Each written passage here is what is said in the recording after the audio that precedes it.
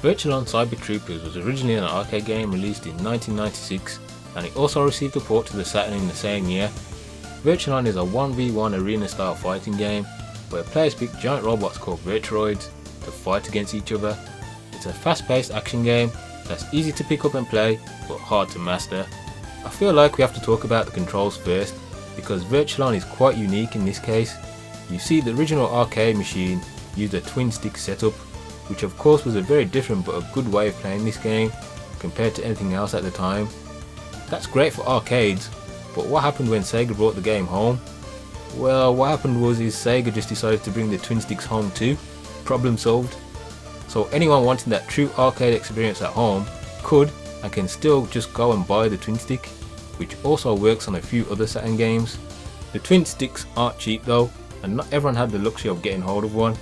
So Sega also designed the game to work with the normal standard Saturn pad, and they pulled it off in a really good way. You couldn't have asked for anything better in a time without analog controls. I don't own a twin stick, so I've got used to the game using the pad.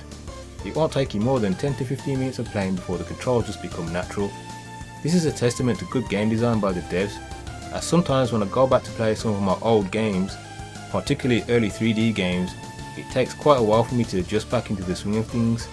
In terms of roster, you have 8 virtuaroids to pick from and 1 hidden boss character.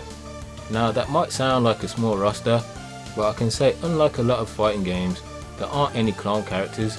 Each virtuaroid has its own unique moves and special skill sets. Sure, it's a small roster, but you'll have a different experience each time you pick someone else. You have what I guess you could call the Virtual mascot Temjin, who's great for beginners and just an all-round great mech to play with. Then you have fan favourite fei-yen with her Sailor Moon charms, and one of my personal faves, Abhard. You'll surely find someone to gravitate to and be on your way.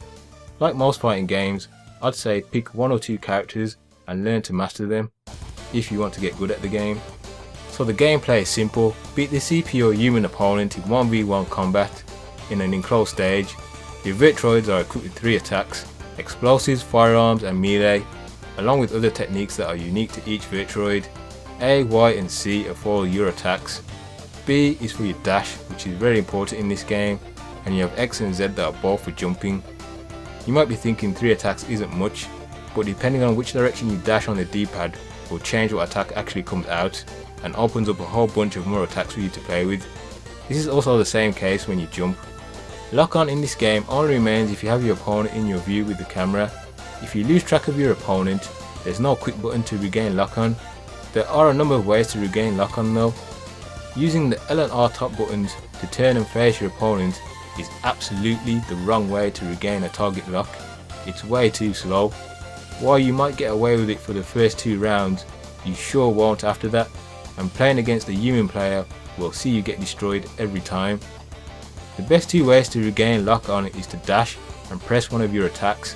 This will see you refocus on the enemy.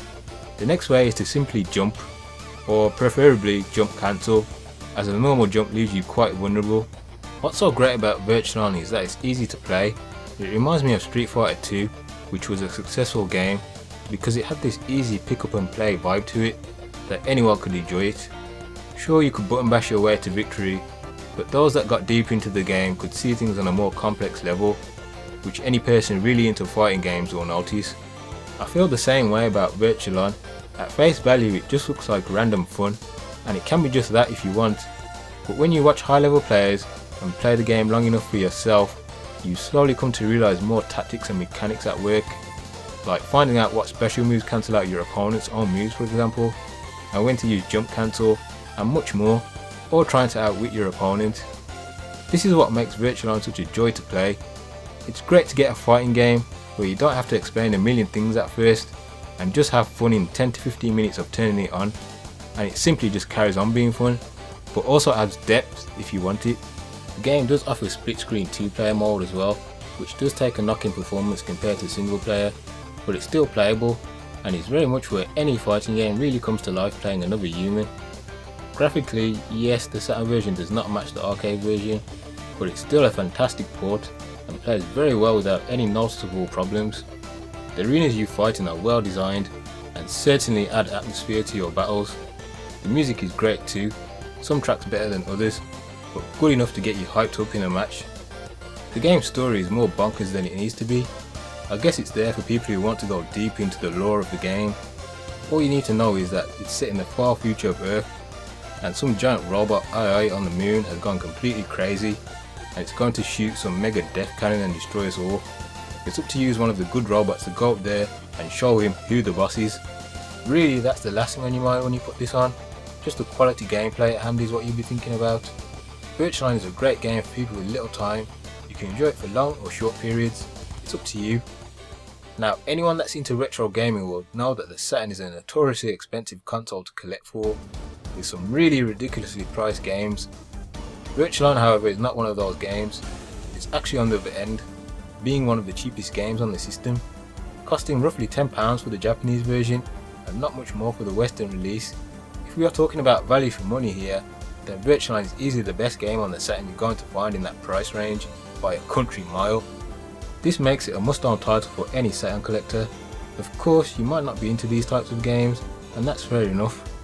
However, if you are into fighters and are a fan of something like the Gundam Versus series, then again, Virtualine is a must-buy and play game. This is a rare title that seems to have stood the test of time very well, and that is down to its fantastic gameplay and just that good old Sega magic that many of us used to love.